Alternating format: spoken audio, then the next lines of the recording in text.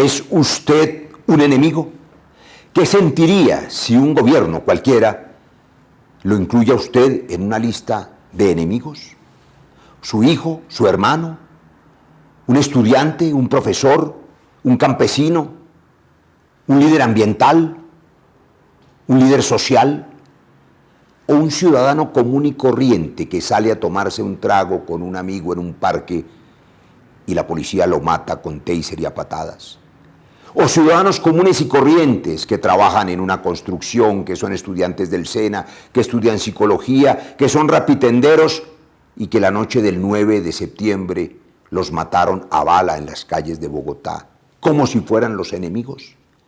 Yo hoy quiero demostrarles de qué manera este gobierno ha aumentado el número de masacres, de muertes, de asesinatos de líderes sociales, de inseguridad, inclusive para los ciudadanos que nada tienen que ver con actividades ilegales, por cuenta de la doctrina del enemigo interno.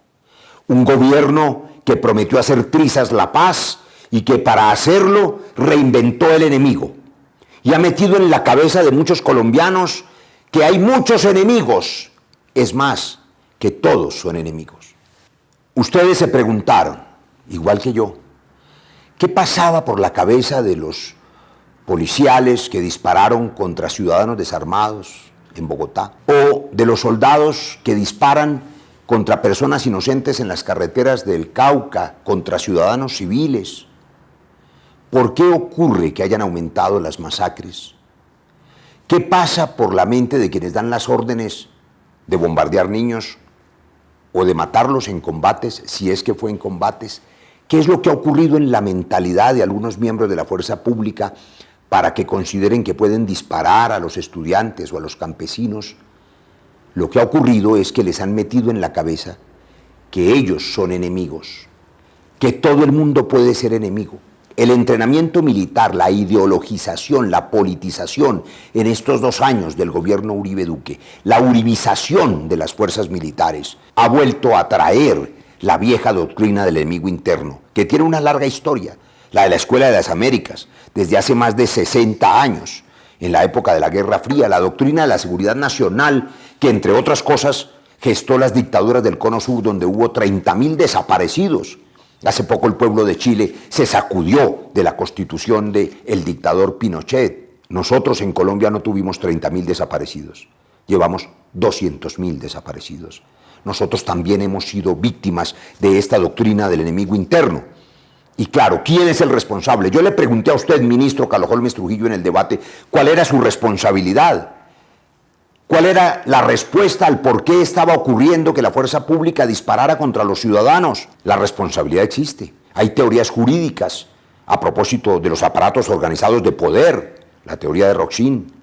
Pero hay otras. Hay que ver quiénes son los determinadores o los responsables, al menos por homicidio culposo, de las muertes que ocurren cuando no se detiene la matanza y se tiene el poder, y son ustedes los que tienen el poder y a quienes se les ha salido de madre la seguridad nacional. Ustedes han transmitido a la sociedad colombiana un lenguaje de odio en el que todos somos enemigos. El ejército realizó chuzadas contra nosotros y contra periodistas y contra dirigentes de la oposición, porque consideraba que somos enemigos los que defendemos la vida y la paz. Las minorías también son consideradas enemigos. Cuando ustedes en el gobierno dejan filtrar la información de que los indígenas serán terroristas, de que la minga está infiltrada, de que la protesta pacífica es de los vándalos y de los guerrilleros. Cuando ustedes, como están viendo en las diapositivas, dejan pensar a los colombianos que todo aquel que protesta es un enemigo, están transmitiéndole a los hombres que tienen las armas de la República que pueden disparar, porque por supuesto están entrenados para dispararle a los enemigos, pero no a los ciudadanos desarmados. Vean este video de la policía. 5 motos, cada moto con 2 personas, todos con cascos de la policía, pero con ropa particular, todos de negro, con maletines, con morrales, subiendo por la 26. Ush, vea, a ese piro le pasaron un fierro, vea, ese sin uniforme casi con una pistola. No, a ese piro casi con esa pistola.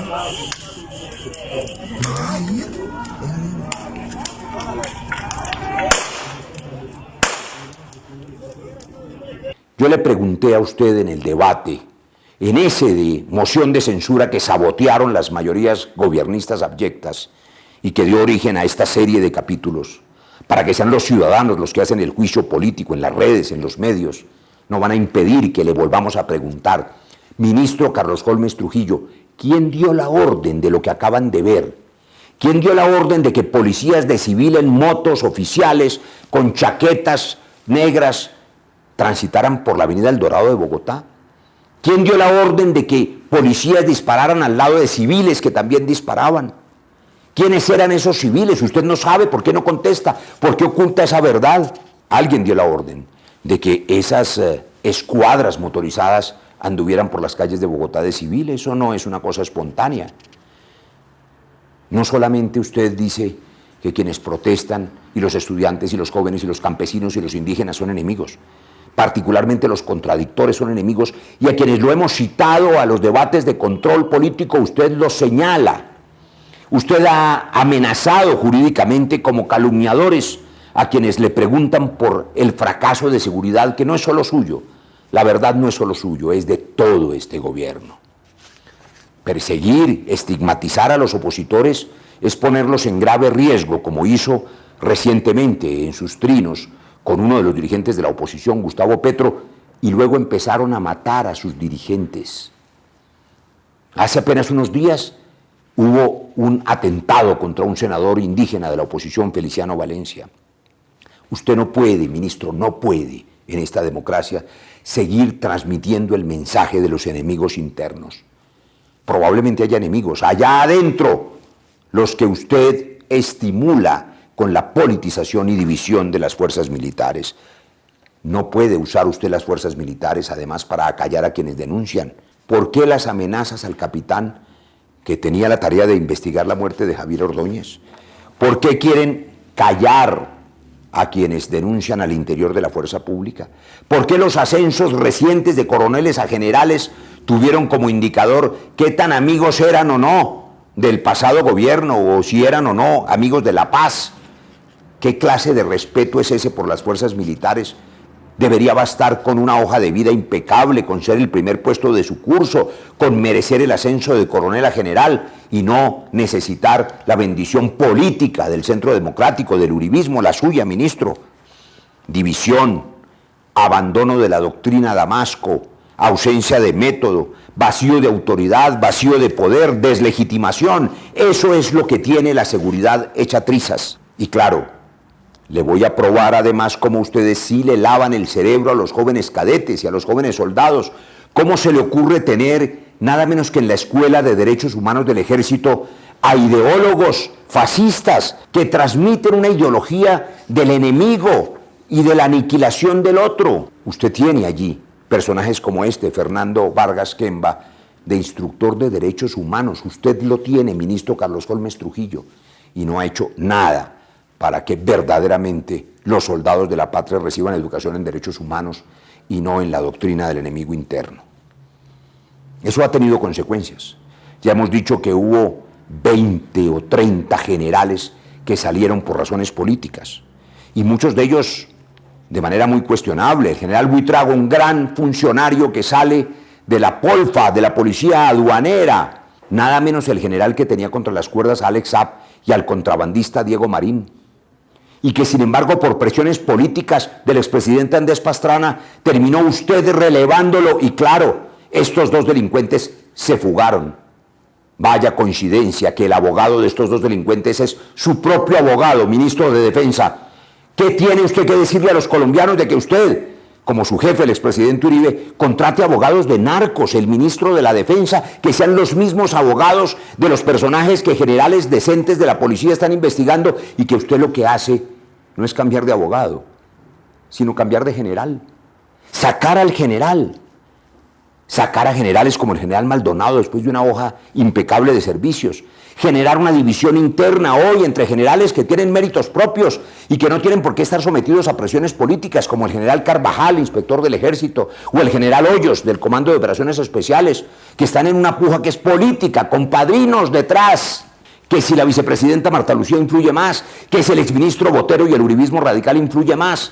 Eso no debería ser criterio para ascender. Basta el mérito militar.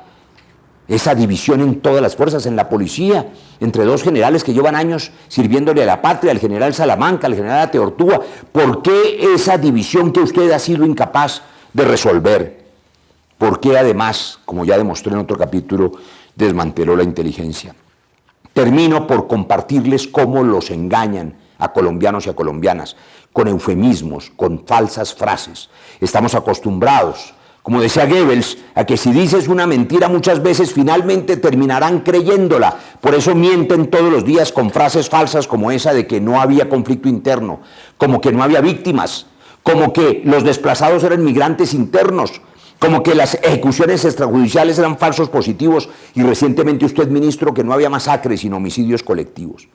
Usted no ha respondido mis denuncias a propósito de la muerte de 36 niños.